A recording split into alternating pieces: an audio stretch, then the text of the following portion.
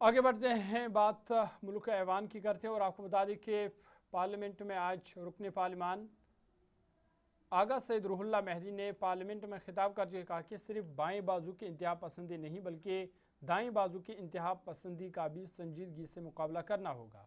उन्होंने कहा कि इंतहा पसंदी दरअसल एक इज्तिमाई नाकामी है जिसकी जड़ें ज़मीन इस्लाहात में नाइंसाफ़ी, समाजी तकसीम और बढ़ती माशी नाबराबरी में मौजूद है। आगा रूहुल्लाह मेहदी ने सवाल उठाया कि मुल्क के वसाइल चंद मखसूस तबका तक क्यों महदूद हो रहे हैं और बढ़ती अदम मसावात के दरमियान असल तरक्की किसके लिए है। उन्होंने अपने वालिद के कत्ल का भी जिक्र करते हुए कहा कि कश्मीर में तशद्दुद और इंतहा पसंद के खिलाफ जदोजहद में बेशुमार जानें कुर्बान हो चुकी है। हम सभी चाहते हैं कि ये मुल्क एक्सट्रीमिज्म से बरी हो, पाक हो। इस मुल्क में इंसाफ हो, जस्टिस हो, पीस हो, इक्वालिटी हो, राइट्स हो, रूल ऑफ लॉ हो, नॉर्मेलिटी हो। ये हम सभी का ख्वाब है। आपका ख्वाब किस्तों में क्यों है? आपके ख्वाब में बायस क्यों है? आपका ख्वाब एजेंडा ड्रिवन क्यों है? या शायद जैसे कि स्टैटिस्टिक्स बताते हैं और साबित करते हैं कि एक तरह की एक्सट्रीमिज्म से आपकी सियासी दुकान चलती रहती है। लेफ्ट विंग एक्सट्रीमिज्म, सिर्फ नाम यूज करता हूं, एक्सट्रीमिज्म खत्म होना चाहिए, मगर उसके पीछे जहां से वो एक्सट्रीमिज्म पनपता है एक नाइंसाफी है।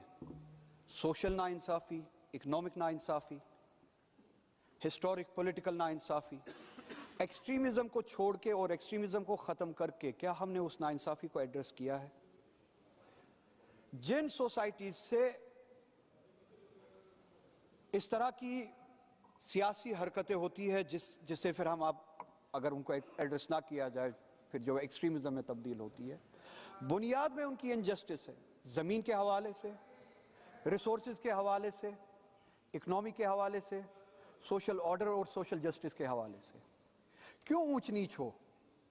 ये उनका कहना है, उनकी मांग है। ऊंच नीच क्यों हो?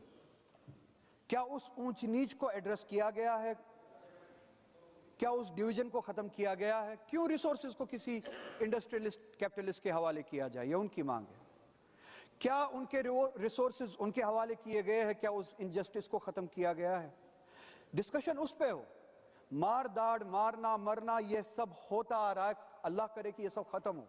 हमने भी कुर्बानियां दी है। मेरे घर में इस एक्सट्रीमिज्म का नतीजा है, मेरे वालिद को कत्ल किया गया एक तरह के एक्सट्रीमिज्म में। हम उस एक्सट्रीमिज्म के खिलाफ लड़ते आ रहे हैं, खून देते हैं। ये खून दे के उस एक्सट्रीमिज्म के खिलाफ हमने लड़ा है। हम समझते हैं कि वो दर्द क्या है। एक्सट्रीमिज्म को आप छोड़ दीजिए, हम लड़ेंगे, मगर जो इनजस्टिस जमीन के हवाले से, रिसोर्सेज के हवाले से,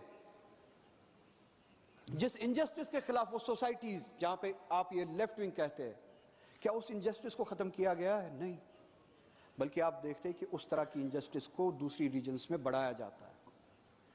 आज आपकी नजर कश्मीर के रिसोर्सेज पे भी है, इंडस्ट्रियलिज्म के हवाले से या कैपिटलिज्म के हवाले से। 370 ने हमें वही प्रोटेक्शन दी थी, जमीन, रिसोर्सेज। एक दिन ऐसा आ सकता है कि कैपिटलिज्म की नजर होगी रिसोर्सेज पे। पता चलता है कि आपकी नीयत कश्मीर में भी वही है जिस नाइंसाफी के खिलाफ यहां पे लड़ा जाता है। दूसरे किस्म का extremism, 2 minute madam, right wing extremism. चलिए मैं बात ही खत्म कर देता हूं, मैं ज्यादा बात एक मिनट दे दीजिए बस। हाँ। इस पे मैं बात करता हूं। राइट विंग एक्सट्रीमिज्म मुसलमानों के खिलाफ, माइनॉरिटीज के खिलाफ जो इंस्टीट्यूशनलाइज्ड एक्सट्रीमिज्म हो रहा है, उस पर कौन बात करेगा? उस पर कब डिस्कशन होगा?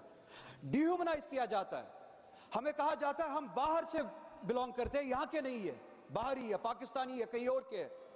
हम डेमोग्राफिक चेंज करेंगे, हम आबादी का तनासुब बदल देंगे, हमारे साथ इकोनॉमिक बाइकआउट किया जाए। ये ट्रेंड है, नेशनल ट्रेंड है, इंस्टीट्यूशनल ट्रेंड है। चीफ मिनिस्टर कहता है कि मुसलमानों के साथ इकोनॉमिक बाइकआउट किया जाए।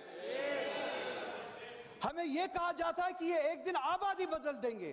किसी लॉजिक के उलट ये कहा जाता है।